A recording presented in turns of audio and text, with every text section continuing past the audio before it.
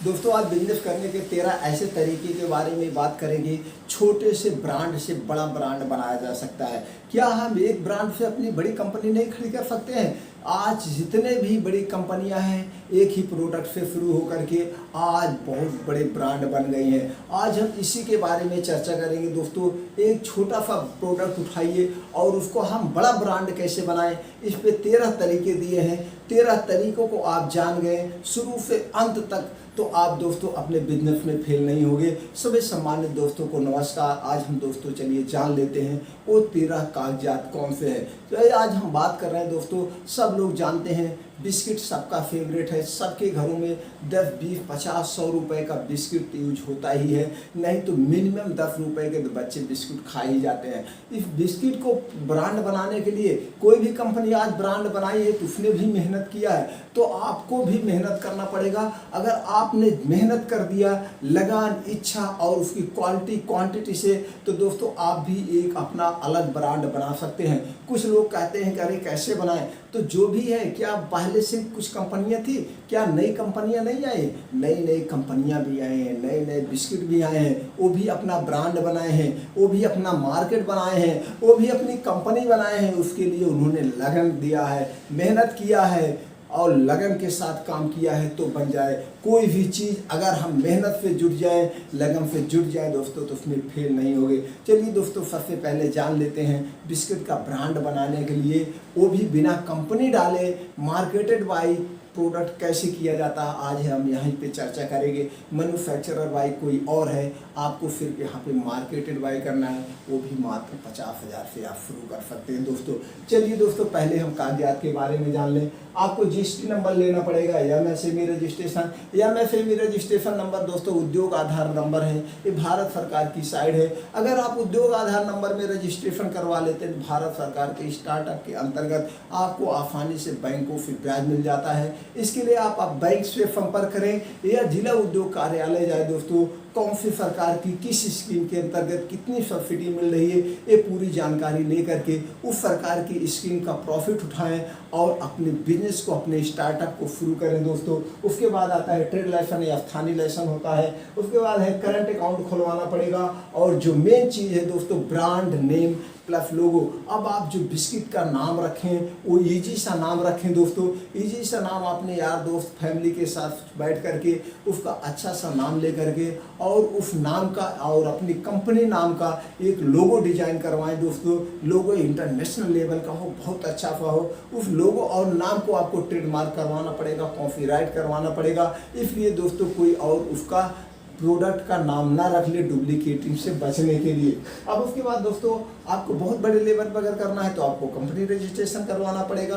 Company 3 category में registered होती है, प्राइवेट लिमिटेड, ओपीसी और एलएलपी। तीनों में से किसी एक कैटेगरी में करवा सकते हैं। अब बात आती है अदर लाइसेंस। ये अदर लाइसेंस क्या है दोस्तों? ये वीडियो आपके पास 6 साल बाद पहुँच रही, 6 महीने बाद पहुँच रही है, या आप किस स्टेट से हैं इस पर डिपेंड करता है। स्टेट वाइज कुछ अलग से कागजात हों या वो समय जब आप बिजनेस स्टार्ट करने जा रहे हैं क्या टर्म कंडीशन है, इसको देखते हुए थोड़ी सी इंक्वायरी कर लेना। कोई और कागजात की ज़रूरत हो तो उसको भी ले लेना, बाकी यही कागजात लगते हैं। अब बात करते हैं दोस्तों लोकेशन की। फील्ड सर्वे, डिमांड और एरिया, इजी ट्रांसपोर्टिंग। आप अपने फील्ड का सर्वे करिए, कहाँ पे हम अपनी कंपनी डालें। लोकेशन उसका अच्छा होना चाहिए जहाँ पे ऑलरेडी बहुत सारी कंपनियाँ हैं, तो जिससे नाम भी हो भैया ये यहाँ की कंपनी है। अब आप अपने डिमांड यानी कि किस टाइप की यहाँ पे बिस्किट ज़्यादा खाए जाते हैं, नमकीन बिस्किट, मीठा बिस्किट या क्रीम बिस्किट चलता है, तो कौन सा बिस्किट ज़्यादा चलता है या आपका बजट कितना है, इस पर डिपेंड करता है। और तीसरी चीज़ दोस्तों वहाँ पे ये देखना है जहाँ पे इजी ट्रांसपोर्टिंग हो, आपको माल लेने में, माल भेजने में कोई प्रॉब्लम ना आए। अब बात करते हैं तीसरे पॉइंट पे, shop, office and factory, space, shop name, decoration, interior design, laptop, printer, milling software and investment. अब आपको देखना है दोस्तों स्पेस। इसमें बहुत ज़्यादा स्पेस की ज़रूरत नहीं, आप घर से भी कर सकते हैं, क्योंकि आपको एक ऑफिस ही डालना है, बाकी तो माल मंगाएंगे और माल को बेच देंगे। तो इसलिए स्पेस इसको 100 square feet, 120 square feet, 200 square feet किसी में भी कर सकते हैं।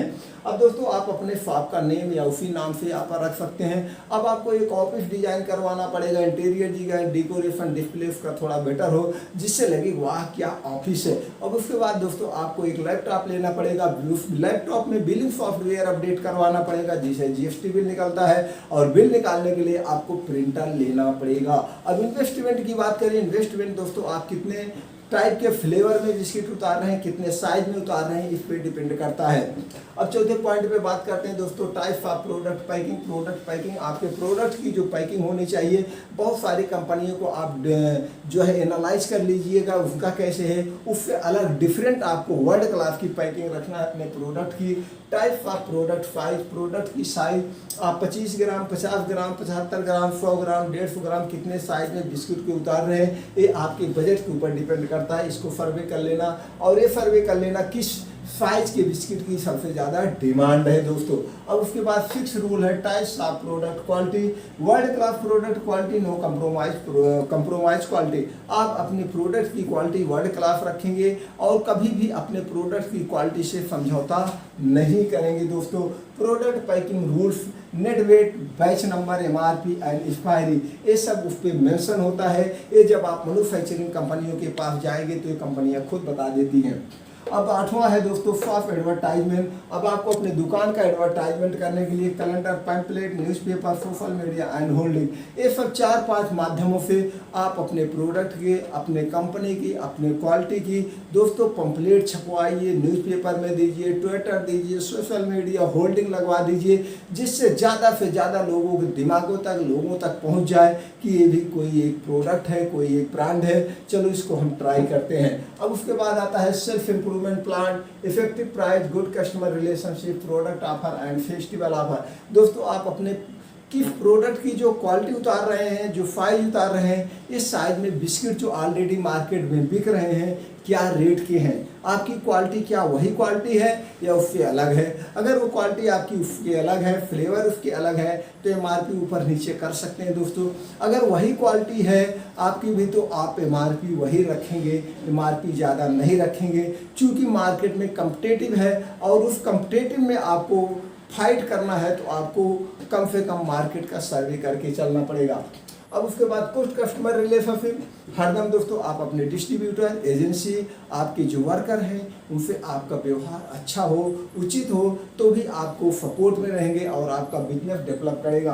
प्रोडक्ट ऑफर, फेस्टिवल ऑफर, आप अपने प्रोडक्टों पे जैसे 25 ग्राम का बिस्किट है तो 5 ग्राम फ्री, 10 ग्राम फ्री, या कभी कभी फेस्टिवल ऑफर दे दिया करिए, जैसे होली त्यौहार या कुछ आ रहा है दोस्तों, इतना का पैक पे इतना फ्री, ये चीज़ फ्री। इसको आप मार्केट में सर्वे करना पड़ेगा, रहना पड़ेगा, देखना पड़ेगा, हरदम ध्यान देना पड़ेगा। ये सब आप ऑफर दे करके अपने प्रोडक्ट की पॉपुलर कर सकते हैं।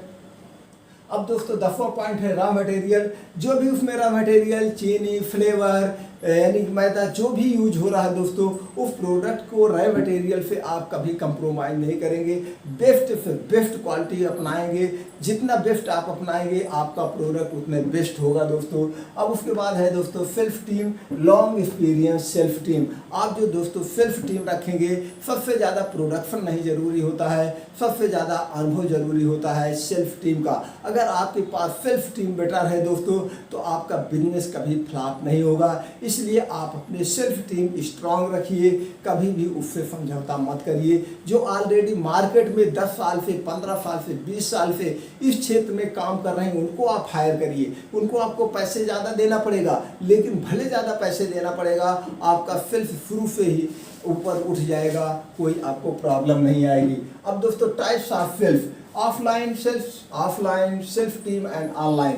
पहले हमारे पास थे 2 तरह के था, ऑफलाइन और सेल्फ टीम के द्वारा, लेकिन आज हमारे पास एक सबसे ज़बरदस्त हथियार है ऑनलाइन का। बहुत सारी ई कॉमर्स कंपनियां हैं, सारी ई कॉमर्स कंपनियों पे दोस्तों लॉगिन कर दीजिए, वहां से ऑर्डर आता है और आपका प्रोडक्ट बिक जाएगा, आप डिस्पैच कर दीजिए। इसलिए दोस्तों ऑनलाइन अपने प्रोडक्ट को कैसे बेचें, ई कॉमर्स पे बहुत सारी यूट्यूब पे वीडियो पड़ी हुई है, वहां से देख करके आप ऑनलाइन पे सारी ई कॉमर्स कंपनियों पे लॉगिन कर दीजिए और वहाँ प्रोडक्ट बेचिए दोस्तों। अब बात करते हैं हम मैन्युफैक्चरिंग कंपनी T&C।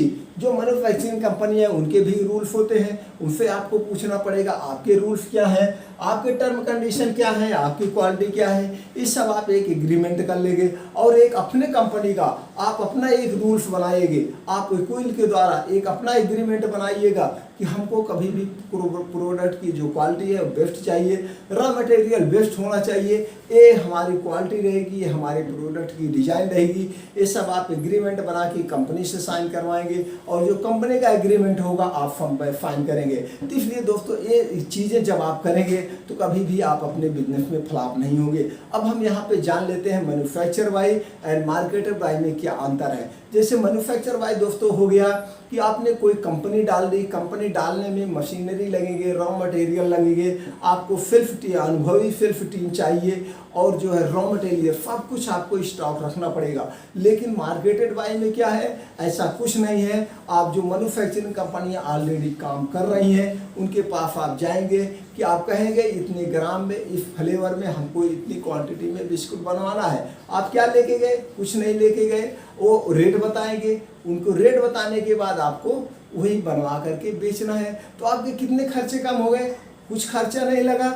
लेकिन अगर आप मैन्युफैक्चरिंग यूनिट डाल रहे हैं, अगर उसमें आप फेल हो जाते हैं तो आपको लाख 50,000 10 लाख 20 लाख 30 लाख रुपए आपके वेस्ट हो जाते हैं। लेकिन आप अगर इसमें 1 कुंतल से शुरू कर रहे हैं या 10,000 5,000 पीस बनवा के शुरू कर रहे हैं तो 50,000 40,000 1 लाख रुपए आपके वेस्ट जा रहे हैं। वो भी वेस्ट नहीं जा रहे हैं, जितने में आप बनवा रहे हैं उतने में जब बेचना चाहेंगे तब उसको आप बेच रहे हैं। इसमें आपकी पूंजी वेस्ट नहीं होने है।